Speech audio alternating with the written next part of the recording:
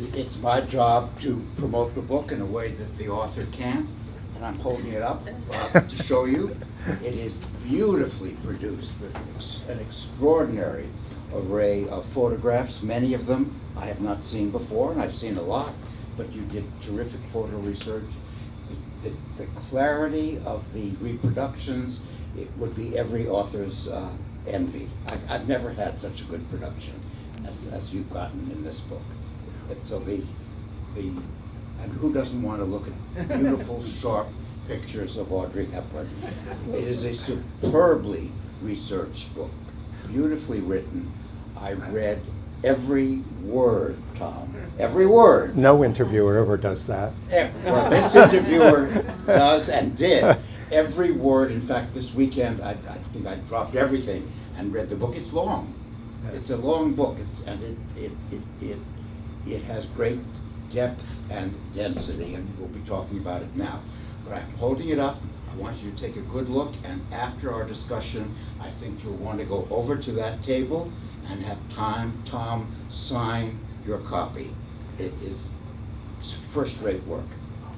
Well, thank you, and any event I do, I'd like you to come and do that introduction. Yeah. It's great. And I would just, this is completely off script, but I think people might be interested about the production of the book, and that's very nice of you to say about the photos. And what happened with the book is, you know, my publisher wanting to save money, the book was going to be published in China. And so it was sent off to China, and they started, and the printer went through the whole book and started production, and then emailed my publisher and said, we cannot print this book. And the reason why is because, and I built the book purposely towards this at the very end of Audrey's life, when she was literally on her deathbed. Her son Sean said to her, do you have any regrets? And at first she said no, and then she thought about it. And this was literally her deathbed, and she said, I have one regret in life, and that is that I never got to meet the Dalai Lama. That his wisdom and his humanity, she had turned away from organized religion, but she was such a spiritual person, and she said, that's my regret. I didn't meet the Dalai Lama. And the printers in China emailed my publisher and said, we cannot print any book that mentions the Dalai Lama or Tibet. So the book was printed in India instead. And they did just as good a job as the Chinese, who are famous for book production. My first question is an obvious question, but I'm really interested in the answer. I'm assuming you started the project because, like millions of others, you were a huge Audrey Hepburn fan. Did you start it because you wanted to learn more about her, or because you wanted to celebrate your enthusiasm about her, or a combination? I think it's kind of a combination. That's a great question. Because I thought, oh, Audrey Hepburn had 3 lives in one, right? Academy Award-winning actress, incredible fashion icon, and most impressive of all, humanitarian on behalf of UNICEF. And so I thought, oh, that's really interesting, 3 lives in one, and she only lived to age 63. But what really interested me was that she walked away from the fame, and she walked away on her own terms. And I was thinking about the fact, you know, Andy Warhol famously said, in the future everybody will be famous for 15 minutes. And I thought, that's not the case today. Everybody demands their 15 minutes of fame. And yet Audrey Hepburn, one of the most famous people on the planet, said, that doesn't interest me. I'm only interested in UNICEF. And so I thought, oh, that could give it a psychological level that really interested me. Yeah, but also, all of those complexities are accurate, but I was very interested in reading the book because I knew a little bit about her parents. And her parents are nothing to be proud of. Audrey Hepburn's father was a Nazi, and he went to jail for 5 years in Britain because he was considered an enemy of the state. Yeah. He was a hardcore Nazi, Yeah. and so was her mother. Yeah. Her mother was as well. Her mother fortunately came to her senses during the war, and I think that turning point was because her brother-in-law was shot by the Nazis. This is in the Netherlands. And that's an event recorded in the diary of Anne Frank. Anne Frank says 5 men were taken out and shot today, and one of them was Audrey's uncle. And I think that's what triggered her mother finally coming to her senses. But her mother, as you correctly, her mother was a piece of work. I mean, she was Baroness Ella von Heemstra, and she was very aristocratic, and she loved Audrey, but very, very withholding. And as you know from having read the book, when Audrey accomplished the extraordinary feat of, within a very short period of time, winning the Academy Award for Roman Holiday and the Tony Award for the play Undine, her mother's response was to say to Audrey, you know, it's amazing how much you've accomplished considering how little talent you have. That's her mother. That's her mother. Yeah. But her father was even worse. Yes. So she was extremely unlucky in her parents. She had cold, ungiving parents, and then she ends up being this extraordinarily giving and sympathetic woman. Yeah. It's almost a miracle that those parents produced that child.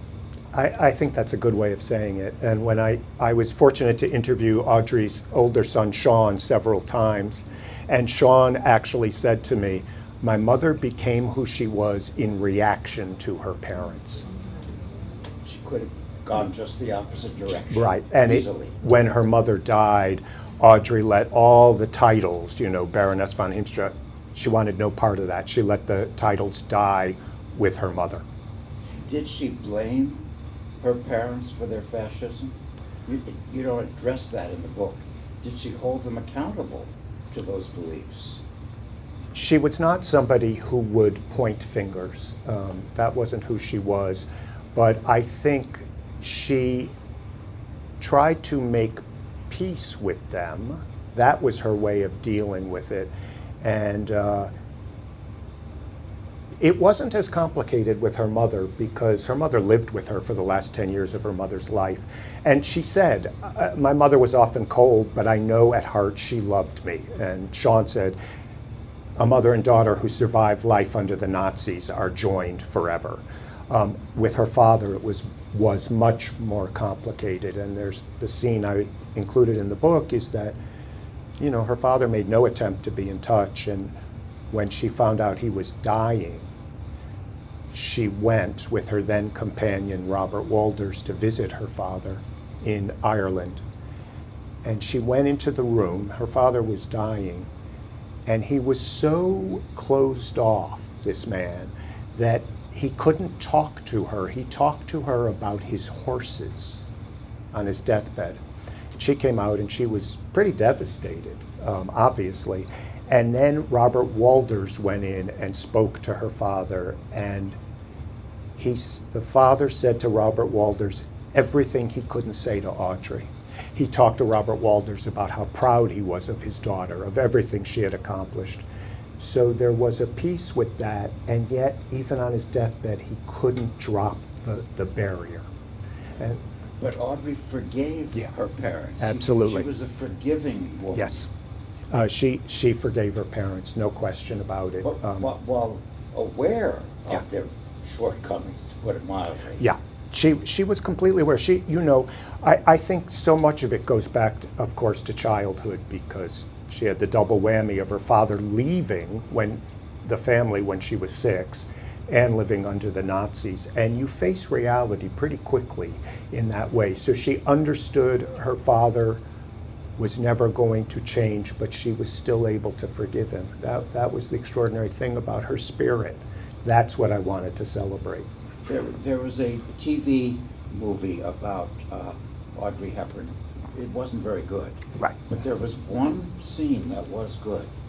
Her father, played by Keir Delay, if you remember him from Space Odyssey, playing the unregenerate Nazi, says to her, "Why do you need my love?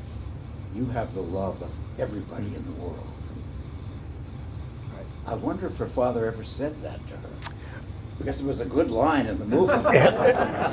It's a great line, and I strongly doubt her father ever said that to her. I really do. But I wonder if he felt it. I think on some level he did, because otherwise he wouldn't have said to Robert Walters what he did, how proud he was of her and all she had accomplished. But he couldn't give her the love that he thought she was No. getting from everybody else. Right, he could not do it. It's so interesting, but of course it was the motivator for her. You know, she when her mother said to her, "You have no talent," she wasn't devastated. It was a spur to her, right? And I think that's what interests me about these huge stars, is how they turn that into something that pushes them forward. So the other example I always give is when Barbra Streisand's mother said to her, "You can't be a star with your looks. You should be a typist for the Board of Education."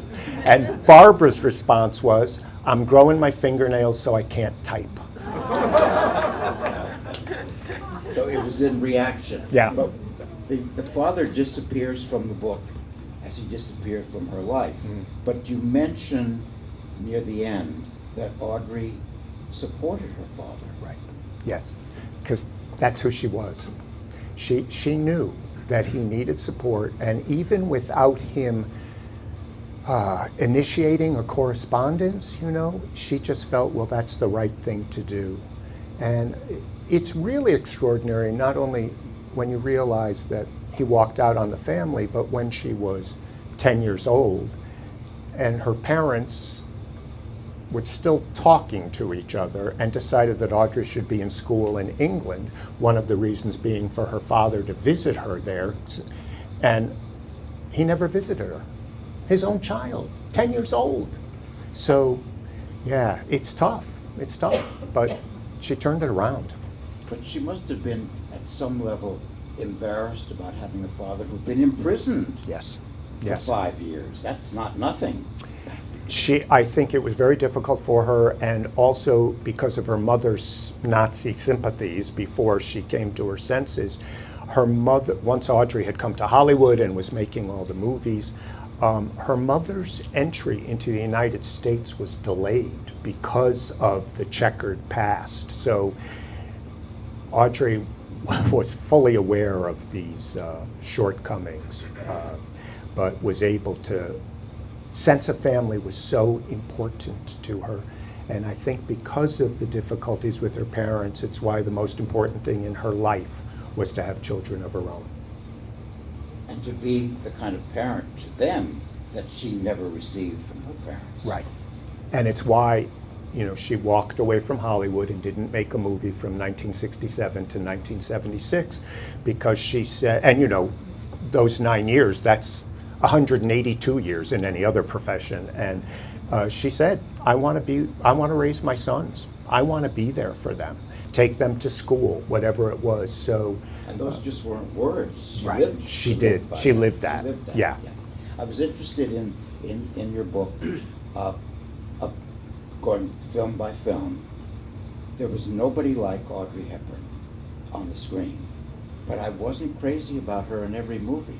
She did make some bad films, and I said, is this author going to be so smitten by the charm of Audrey Hepburn, and she was uniquely charming, right, that he'll admit when the films aren't very good and when she's not very good? Yeah. And you did. I did. Well, you did. You have to. You know, I mean, she made this crazy big turkey of a movie called Green Mansions. I mean, it's an awful movie, and directed by her then husband Mel Ferrer. I had to say it was bad, and it was a little tricky because I was interviewing her son Sean, and that's Sean's father. But you just have to call it as it is. So, and you know, I had to look something up in the book, and I thought, oh, I actually wrote that Lee J. Cobb of Death of a Salesman fame was hammy in the movie, but he was. I mean, it's like, ay. So, yeah, you have to. Anthony Perkins was hopeless. Terrible, yeah. Or you have to go out and see Green Mansion. Yeah. Has anybody seen it? Has anybody even seen it? I saw it when it came out. It's that bad. Yeah. And it does not hold up. Time has not improved it. But she's no good in The Unforgiven either. No, and I had to say, you know, Audrey Hepburn in a Western, which is directed by John Huston, and playing a Native American. Playing a Native American, which makes no sense, and with dialogue like, ain't that just something? And you think, oh my gosh, what universe are we in here? But then, of course, all her great movies offset that and then some. And then some. But there was nothing like Roman Holiday, and I saw it when it came out. Right. And I knew, everybody knew, she was a unique talent. Right. Yeah. There's this extraordinarily charming presence on the screen. Nobody else was like her, then or since. Right. She was one of a kind. I think that's a perfect description of her, one of a kind. And, you know, I tried to place it in context because Audrey came up and became a star at the time of Elizabeth Taylor and Marilyn Monroe, these very beautiful, very voluptuous women. And then Audrey comes along with this completely different look. And, you know, part of that was the symbiotic relationship with Givenchy, who did the clothes for so many of her movies. And they created a new screen persona together. I mean, it was really Audrey, but he gave her, she said, she used the word, he gave me armor, so that she felt secure, because she was the most insecure of people. And that's why I wanted to call the book A Life of Beautiful Uncertainty, because she was so uncertain of her own looks and of her own talent. I'm not sure I always believed her when she said that. Oh. She knew how good she was. She had to have known. And she did say, and I knew Patricia Bosworth, who appeared with her in Nun's Story, right. And she said, Audrey told me I'm not an actress. Well, if she wasn't an actress, what was she? She was an extraordinary actress. See, I think this is good because we're going to have our first disagreement. And that makes an interesting interview. I actually think the insecurity was bone deep. And I think it came from her childhood. And, you know, one of her last movies was They All Laugh, directed by Peter Bogdanovich. And Peter Bogdanovich talked about the fact that Audrey would be shaking before each take. And his phrase was smoking desperately. And then he said it would come time, the camera would roll, and she would be transformed. And then afterwards, she would go back to being nervous. So I you know, that's the fun thing. You look at these stars and we all have our own reactions to them. So I believe her, you don't. That's good. She had to have known what she had. Billy Wilder, who you don't quote in the book, but it's the best line I ever read about Audrey Hepburn. Billy Wilder said, what she knew can't be taught. So she may not have been a trained actress. Right. But she was an instinctive one. She knew how to present herself. And she had this glorious smile, a voice unlike anybody else. Right. A look unlike anybody else. What she had was extraordinary. At some level, she had to have known it. Sean said to me that he didn't feel she ever really took that on board. Really? Yeah. He really felt that was, and he said that was part of the secret of her appeal, because audiences sensed that she was not full of herself. She wasn't full of herself. Right. But she knew how to present herself. Oh, absolutely, and I think that came from, you know, she wanted to be a dancer, and her training was as a dancer and in the world of ballet, and that's her posture, her carriage, yeah. And she just kind of floated into a room, and the camera loved her, as it does all true stars. You're actually, Tom, is a kinder temperament than I have, because I write about Roman Holiday. I do write about Roman Holiday. I write about Sabrina in my book on the 50s, and I did some background. I'm not entirely crazy about that film. And I certainly don't like Humphrey Bogart in it, but I don't think Humphrey Bogart liked Humphrey Bogart in it. And that was part of the problem. You go very cautiously about the troubled relationship between Audrey and Humphrey Bogart. They did not get along. Yeah. And he said, she's not my type. Well, look who he married. Obviously, Audrey Hepburn was not his type. Right, right. They did not get along at all. Well, I think that they were two wildly different personalities, and he was tough, and he was upset because he knew all along that Cary Grant was really the first choice for the role, and I was interested that I think I saw it in 2 places, but I know I can think of one where, if you can believe it, Humphrey Bogart thought that Lauren Bacall should be Sabrina. And, you know, Never. talk about somebody who had the know-it-all look at age 14. That would be Bacall. So she would have been wrong. But, and Audrey tried to soft pedal it, but what interested me was they didn't get along, but the real fireworks were between Bogey and Billy Wilder. I mean, they really disliked each other. Until Billy Wilder visited him on his deathbed. Yeah. And then he said, now Bogey's the hero he always pretended to be on screen. But Bogart was so good about judging his own talents, he felt he wasn't right for the Right, part. And yeah. you could feel it as he's acting it. I think you underrate a little bit, though you give it credit. I thought her Natasha and War and Peace is just exquisite. I think it's a lot better film than it's given credit for. It's really pretty good. And she's superb. She's a wonderful Natasha.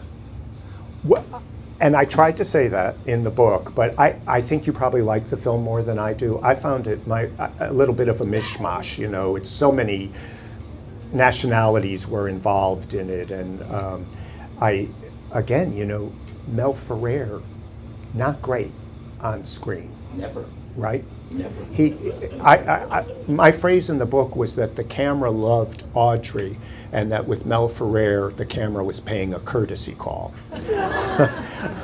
Because he doesn't have the X factor.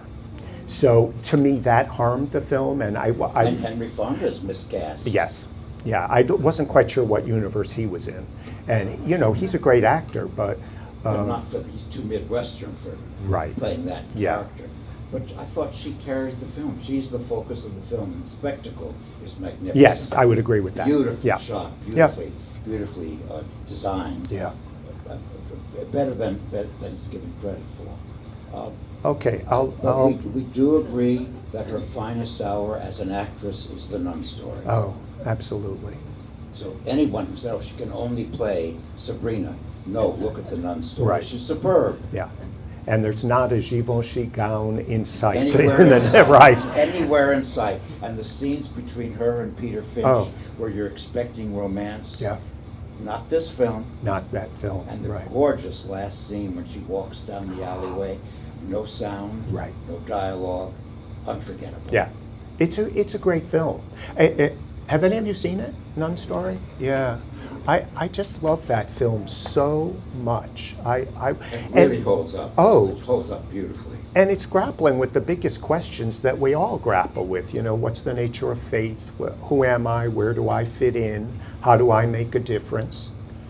And, you know, part of it was filmed in Africa, and Sean said to me that he feels that the time spent filming that in Africa really planted the seeds for her work with UNICEF, because she saw the conditions there and she thought, I can use my platform to make a difference. She wasn't ready for that in the 50s, but by the 70s she was. But that's preparation. That part, that Right. section of the film is preparation for the Act 3 of her life. That's a great way of saying it. Yeah. Absolutely the case. Yeah. Now we'll have another argument. Good. Everybody's going to run out of the room. They don't want to hear me anymore. I am not a fan of Breakfast at Tiffany's. You know, Truman Capote didn't want her for the part. I can see why. I don't think she's ideally cast in that part. And then there's the embarrassment of Mickey Rooney. Right. And you can't forget it, it's part of the film. But people love Breakfast at Tiffany's. I don't think it's her finest hour, but it's her most iconic performance, isn't it? Right. And I think I tried to say in the book, it's a very up and down movie, you know, as Foster said. Mickey Rooney playing an Asian man, it's embarrassing to us today. It's kind of like, and Sean said to me, he said, if they could just cut every one of Mickey Rooney's scenes out of the film, he said it would be a much better film. I think people love it so much because of the opening, which is extraordinary, the dawn of New York City when she glides up to the window at Tiffany, and because of Moon River, which is not just a beautiful song, but fits her persona so perfectly as a person. As Henry Mancini said, that slightly sad, slightly mournful tone. And I think that's what people remember. They forget the up and down structure of it, and that George Peppard is a little wooden, but when you look at Audrey Hepburn and George Peppard together, you're like, how can people look this good? There's something very, wish fulfillment about it, even if it's not the greatest film. But she carries her beauty so lightly. Right. It's as if she's not fully aware of her elegance and her grace. I think that's right. She carries it so lightly. She genuinely did not think of herself as beautiful. And interview after interview, when I was researching, she said, my teeth are crooked, my feet are too big, she didn't even like her shoulders. I was like, who doesn't like their shoulders? But she really didn't. And she went on to say, she said, Elizabeth Taylor is my idea of a beautiful woman. She did not think of herself that way. But then again, how could she, when her mother said to her, with your skinny legs and your big feet, you look like olive oil. I mean, these are the things that get into somebody's real inner person. So that's why, I know we slightly disagree on this, but that's why I felt her self-deprecation was kind of genuine. That's how she's been trained, raised in a way. Right. She's been raised that way. Yeah. You give her a full pass on My Fair Lady. I do. I think it's a little more complicated than that. Mm-hmm. Of course, once she becomes the lady, she's incomparable. But is her Flower Girl totally convincing? Her Cockney? Semi. I won't say fully convincing, but because she's so naturally elegant that we all accept her as the lady much more than we do as the Flower Girl. But to me, I'm willing to forgive everything because of the second half of the movie. And people forget, in My Fair Lady, she doesn't transform at the end of the movie. It's only halfway through. And the whole second half of the movie hinges on one question, and that is when Eliza Doolittle says, "What's to become of me?" And that's what Audrey Hepburn felt like in her entire life, going back to when her father deserted the family. And Sean said that to me. So that, for me, the vulnerability, that scene is almost wrenching to me. And I went back and looked at the New York Times review with Bosley Crowther, and he said it's almost painful to watch that moment when she says, "What's to become of me?" Because those are the questions we all ask of ourselves. Who am I? Where am I going? How do I fit in? And so it's so vulnerable that, to me, it lifts the emotion of the movie to a different level.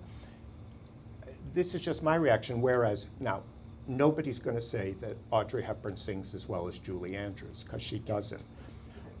But that whole part of My Fair Lady, when Julie Andrews is saying a line like that, we all know Julie Andrews is completely capable of taking care of herself. She would, in that moment, clap her hands together very briskly and say, "Okay, let's get on with things." And that's why she's great at playing a nanny in Mary Poppins and The Sound of Music. Audrey, the vulnerability is so palpable. And Sean really talked to me about that and about that particular scene. So I guess that's a long-winded answer, but for all those reasons, I'll give it more of a pass than you will. So, The parts that she does play well, she plays so extraordinarily well that you can forgive the unevenness of the Cockney part. right, Yeah. Okay. She's not fully at home there. right, She's not fully at home. okay. Should she have been allowed to sing in her own voice? Yeah. in the film? I think she should have, because I'm sure it's watched, it's fun to watch on YouTube when they show the films, the scenes, like Wouldn't It Be Lovely, and you can actually hear Audrey's own vocals. And I sort of think that most of it she could have sung. She couldn't have done the big belt at the end of I Could Have Danced All Night, because that's the song that spins the story forward. And she didn't have that voice. But you could have dubbed those small pieces and still had most of Audrey. So that's just my preference. But I point out that, she was punished, right, for not doing her singing. And then Rami Malek doesn't do his singing, and he wins an Academy Award for playing Freddie Mercury. Well, Rita Moreno didn't sing in West Side Story. Right. And she got the Oscar for Yeah, that. right. So Yeah. there was a precedent. Yeah, Audrey was definitely, Julie Andrews was very much a favorite, but we all know the Oscars are political to Yes, begin with, so. For sure. Now, she retires after Wait Until Dark, Mhm. playing a blind woman. She's very effective. And she retires, and then she comes back and makes only a few films. Right. None of the films in the second part of her career are anywhere near the quality of the best of the early work. Should she have come back? Yes, because 5 minutes of Audrey Hepburn is worth it. And that sounds like a flip answer, but I actually mean it because, the last substantial film she did was the cameo in Spielberg's movie Always. And Always is not a good film. I really don't think so. But her 5 minutes are just, you're watching a completely different movie. And she lifts it. So I was happy to see her in that. I actually like Robin and Marion. I wish she had never, ever done something as terrible as Bloodline. That's really embarrassing because it's a terrible movie and It's kind tacky. of tacky and vulgar. And she can't transcend it. Yeah, Nobody could have. No. And the great story about, so she, as Foster said, she stopped after Wait Until Dark in '67, didn't come back till '76 with Robin and Marion. And she liked the fact that Maid Marian was going to be middle-aged, because she said, well, I'm middle-aged. And she liked the idea of playing opposite Sean Connery. And her sons, who were then 16 and either 6 or 7 at the time, said to her, if you can make a movie with James Bond, go back to work. It makes sense. But it seems that in the second part of her career, either she didn't have the same choices that she had after Roman Holiday, or she didn't make the same smart choices as she'd made earlier. But some of the choices are questionable. Wasn't she offered better roles? She was definitely offered better roles, and I thought it would be fun. I have a whole chapter in the book on roles she was offered and turned down, or that almost came to fruition, but like almost working with Alfred Hitchcock. Audrey was offered Out of Africa, and she was offered The Turning Point. So, and part of that is, this is where you have to give props to Mel Ferrer, because Mel Ferrer, everybody said, oh, he's Svengali, he's stifling Audrey. But he was he had a good sense of what roles were right for Audrey. And long after they had been divorced, one time Audrey was talking to Sean, and Sean was grown by this point, and she said to Sean, your father was the producer of my career. He was really helped her, and so he wasn't around anymore. And I have to believe Mel Ferrer would have said, you cannot make Bloodline. It's a terrible movie. But the reason why she did is because her second marriage to Andrea Dotti was breaking up, and that had been really unpleasant, and she needed to get out of the house. Talking of two marriages, one of the most beloved figures in the world married two men who didn't love her completely. Right. She did not get the love that she wanted and that she was capable of giving. Yeah. She had two unfortunate marriages. Two very unfortunate marriages in completely different ways. Mel was controlling and also, on some level, jealous because, Audrey was one of the biggest stars in the world and he was not on that level. And Andrea Dotti, sadly, was unfaithful almost from day one of the marriage. And that was just so difficult for her. And it's interesting. I was thinking about one of my other icons that I wrote about. It was the same thing with Doris Day. Doris Day was beloved by people, and she had the most rotten husbands. That one beat her, and another one stole all her money and left her penniless, $500,000 in debt. And so you think, they got love from audiences that they were not getting at home until Audrey, the last 10 years with Robert Walters, she was happy with him, and I like that they had a nice relationship. She chose not to marry him. She said, what we have unmarried is great. We don't need to marry. Act 3 of her life is extraordinary. It almost sounds like a cliche, but her greatest role was as a humanitarian for UNICEF. I've seen the documentary. You hear her making speeches, the compassion, the intelligence, the wisdom about life and about herself and about the children. Amazing. And she's 60.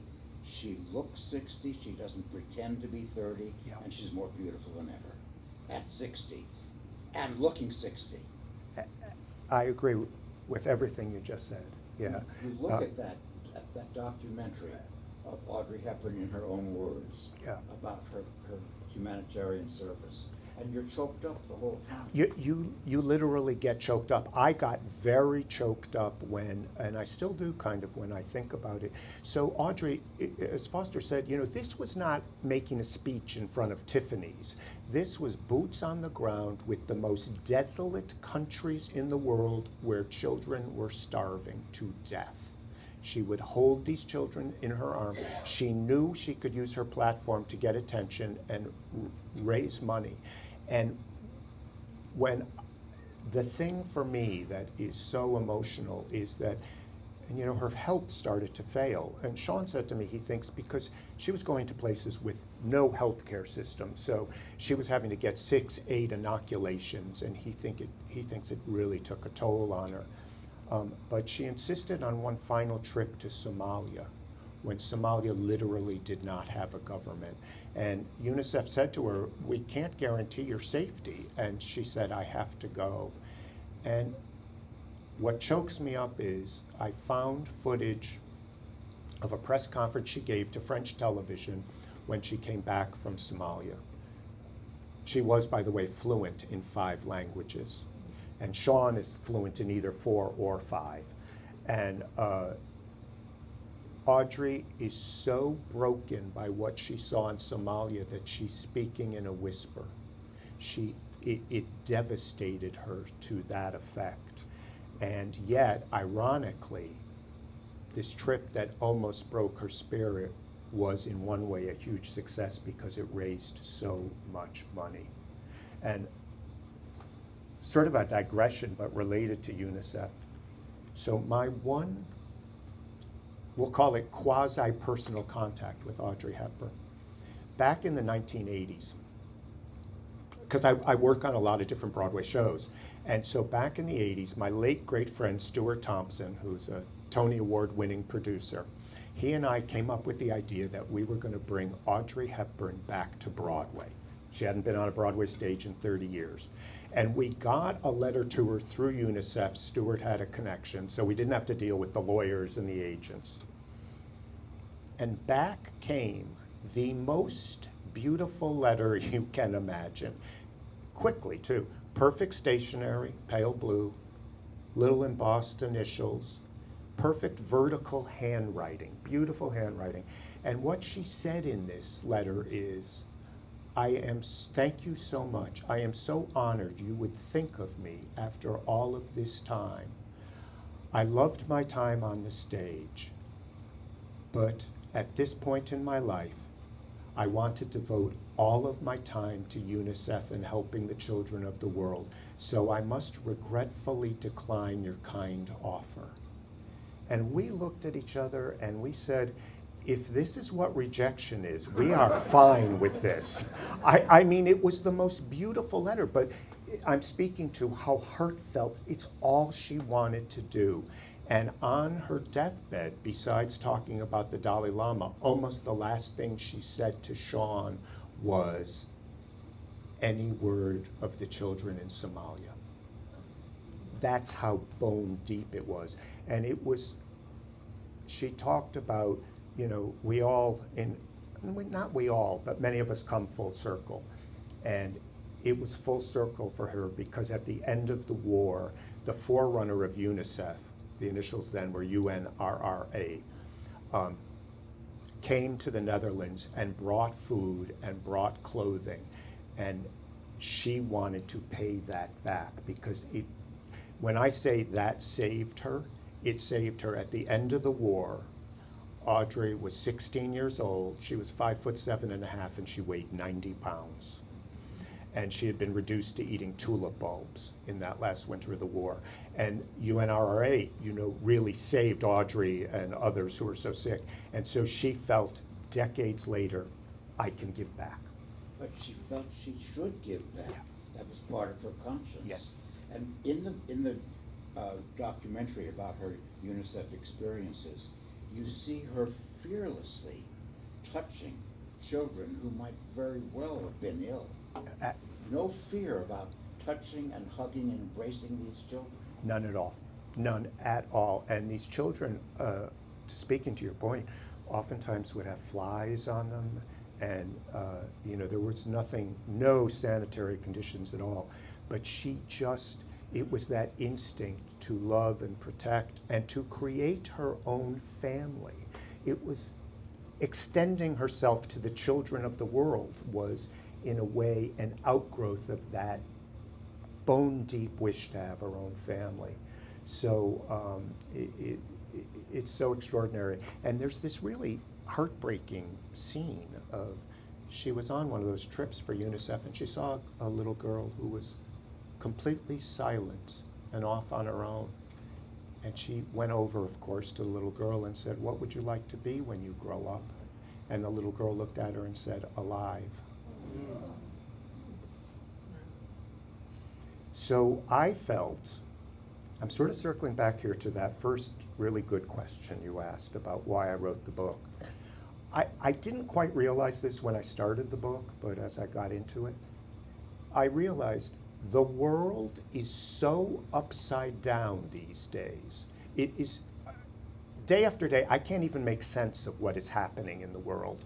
And I thought, I want to celebrate somebody who was a force for good on a global scale.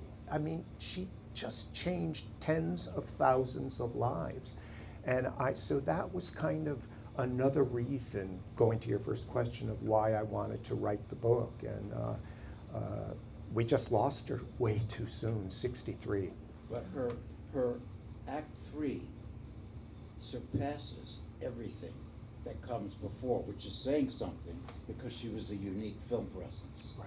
But Act 3 surpasses it. I completely agree. I think that's why, to give back on a scale like that, I only wish I could be 1/4 that good a person.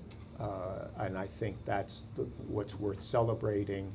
And, you know, it was great that gave the book some real heft, and yet I could still tell the fun stories of, oh, maybe she and Bogey didn't get along so well on Sabrina and the My Fair Lady controversy, because, you know, those behind the scenes stories are lots of fun. And, And you do spend a lot of time presenting her as a fashion icon. Yes. Which was apart from her film career.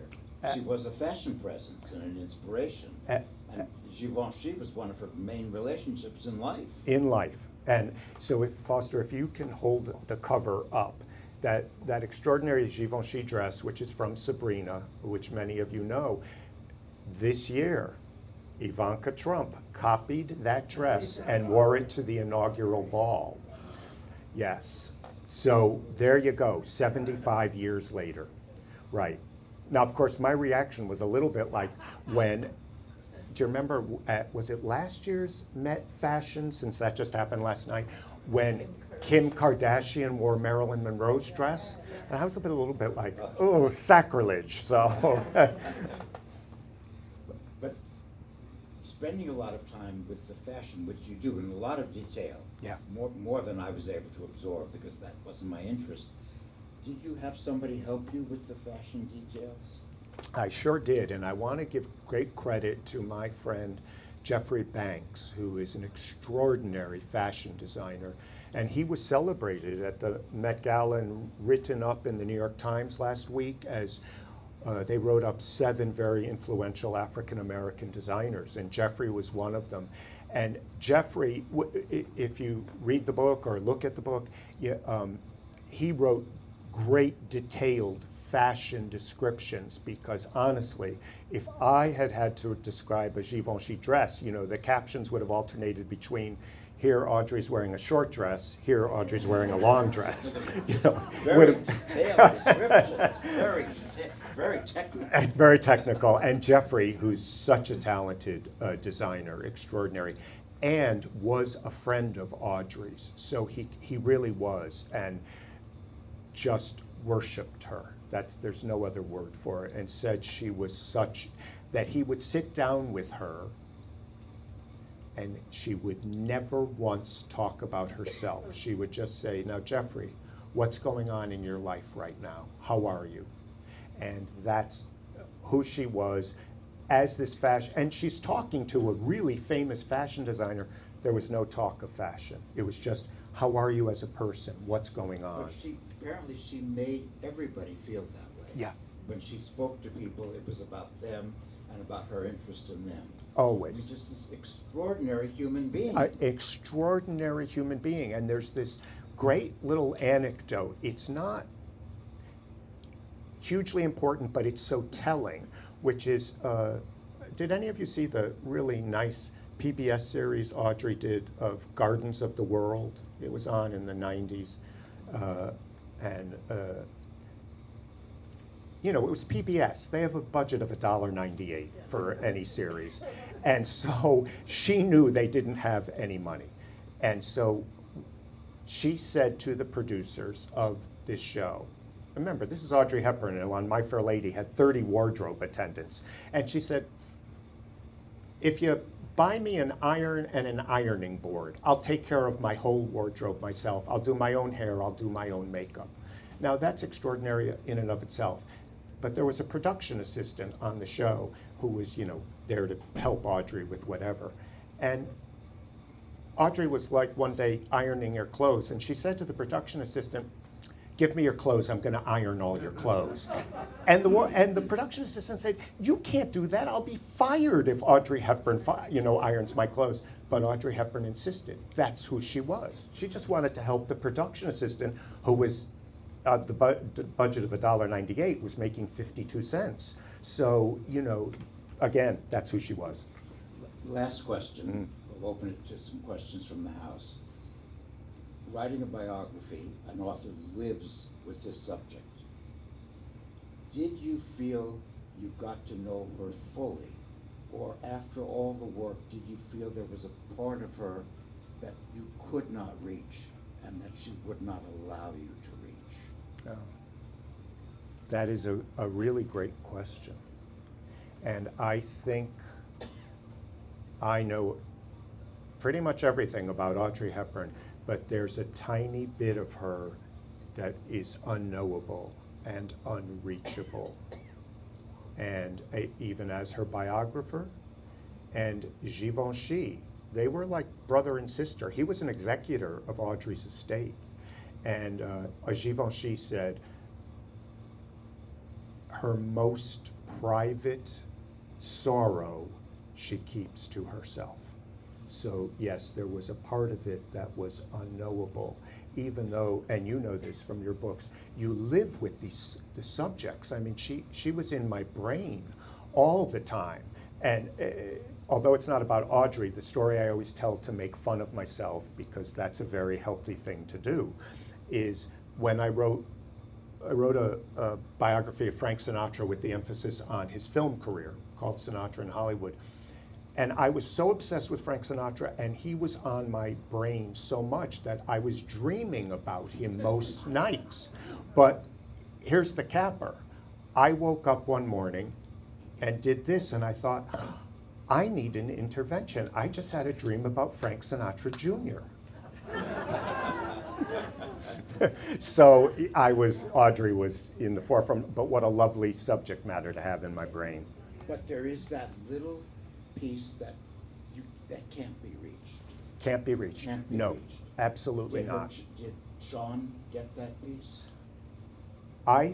My own interpretation is of anybody on the planet, Sean came the closest, because Audrey used the phrase about her son Sean, "We are soulmates." That's a pretty a strong statement, and he really knew his mother. They loved each other so much. So he would have come the closest. The closest. But I sense about him that he is very protective of his mother and her legacy. He's not going to say everything. You are 100% right. That's his mother, this worldwide icon. He's very protective of her. He's not going to say everything. And it's the same thing with her granddaughter, Emma, Sean's daughter, was born shortly after Audrey died. So it's been an interesting process for her to come to terms with the legacy. How much does she know about her grandmother and who her grandmother really was? And Emma said to me, this is a line I thought was so interesting. She said, "Tom, it is pretty difficult to be walking down the street and see your grandmother's face on a woman's pocketbook." The fame is extraordinary. Yeah. Of all the great stars of Hollywood of that era, Audrey Hepburn and Marilyn Monroe are the ones who are still popular. Everybody knows those names. Absolutely. Yep. Other huge stars from that time, not necessarily. Elizabeth Taylor is in danger of being forgotten. Yeah, right. Not Audrey and not Marilyn. I completely agree. Yep. Absolutely. They've lasted the longest. Yeah. Their fame. Yep. A student once said to me, "I was surprised to hear that Marilyn Monroe was an actress. I thought she was just famous." Oh, that's great. Okay, questions for Tom? So you didn't mention one of my favorites, which I saw as a young girl and didn't understand, and as I saw as an adult and said, wow, it was Love in the Afternoon. Oh, yeah. So I didn't get it as a child, and when I was older, I still thought she was fabulous. She had every emotion. Yeah. It's a Love in the Afternoon. I don't know how many of you have seen it. Another Billy Wilder movie. And I have a whole chapter in the book on that, and chose one particular photo to illustrate that, of her wearing a great Givenchy gown. And fortunately, Jeffrey wrote the caption for for that gown. And for me, the movie is a little bit in fits and starts, but the really good scenes, the Billy Wilder directed scenes, are terrific. He had such a great touch, and she's this, I don't know, sprite, ethereal. Yeah, she's extraordinary, yeah, in that. But Gary Cooper's a bit of a problem in that, isn't he? He is a bit of a problem because he's 25 years older than Audrey. And that's the other thing psychologically, is that, you know, if you think about it, all those early famous movies, Gregory Peck was 13 years older, Bogey was 25 years older, Gary Cooper was 25 years older. That's because not only did the public like seeing her with an older man, you know, she was Cinderella being transformed by a fairy godfather, not fairy godmother, but also I feel all of those roles spoke to Audrey because she was trying to recreate the loss of her father. And it's why she always gravitated in her personal life to relationships with men who were older. So it worked on screen and off screen. Yes. One of my favorite movies was Two for the Road Oh. with Albert Finney. I love that movie. I love Albert Finney also. I thought that chemistry was really wonderful. I completely agree with you. That the question is about Two for the Road. I love that movie. I think it's just the most adult of movies. Yeah. You know, kind of in the way The Apartment still, for me, holds up because Yeah. it's so adult. Right. And I think that they play off each other so beautifully. And they had a little fling during the making of the movie. They really liked each other a lot. Sean was very matter-of-fact about it. He said, oh yeah, my mother and Finn, he called them, had a thing, and Sean was young but on the set at the time. And you just see they have this chemistry. For me, it really the personal translates onto film. I like that film a lot. Do we argue about that one or not? No, we don't. Okay, No, good. no. You can feel the feelings between them. Oh. Palpable. Oh, Palpable. yeah, it's right there on the screen, and starting with, you know, boom, right out of the gate. The dialogue is, so they don't look very happy. Well, why should they be? They just got married. And you're like, whoa. So you know you're in for a ride with that. I agree, yeah. Yes, in the back? Yes, the one I remember from my childhood that I, the most, other than breakfast. How did you feel about, and how did she feel about charade?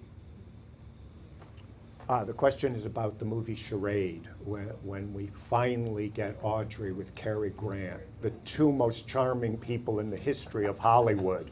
They're just, you just want to look at the two of them, right? They're so unbelievably stylish and play together so well. I love that movie. I just think it's such great fun, and you know, it's the sort of, what do we want to call it? A romantic bauble that Hollywood no longer makes. But I really love that And movie it a has lot. one of the best lines in the history of movies when Audrey Hepburn says to Cary Grant, "Do you know what's wrong with you?" And he says, "No, what?" And she says, "Nothing." And she says it's so charming. Yeah. You just want to melt. Yeah, and in that movie, there's nothing wrong with either one of them. I mean, they're just the greatest couple. Yeah. Did they get along? Yeah, absolutely. They got along really well, and Audrey was honest enough to say that one day they were on the set, you know, waiting between setups, chatting, and that Cary Grant, again, much older than Audrey, looked at her and said, you know, you've got to learn to like yourself a little more. He was pretty insightful. I think, oh, yeah, one last question. Yeah. My first job in New York City was at the Marlboro bookstore in the back of the Satellite Plaza Hotel, opposite the plaza, you know. So we got a Tony clientele, like Joan Rivers and John Cassavetes and Phyllis Kirk, and Claude Rains came in one day, and I started to compliment him on his notorious performance, which I had just seen a year before. And his manner was more like, "Don't bother me, kid." But my favorite celebrity sighting, or celebrity was, I got a call from a woman, took a call from a woman who was looking for Baudelaire's Artificial Paradise. And I didn't know how to spell Baudelaire at the time, so it took me a while to find it. So I was on the phone a little bit with her. And then as we're hanging up, we didn't have it. As I'm hanging up, we're hanging up, I say, "You sound like Audrey Hepburn." "I look like her too," she chirped.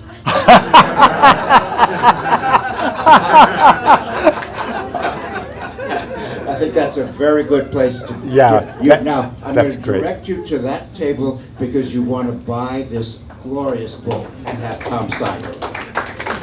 Foster, thank you.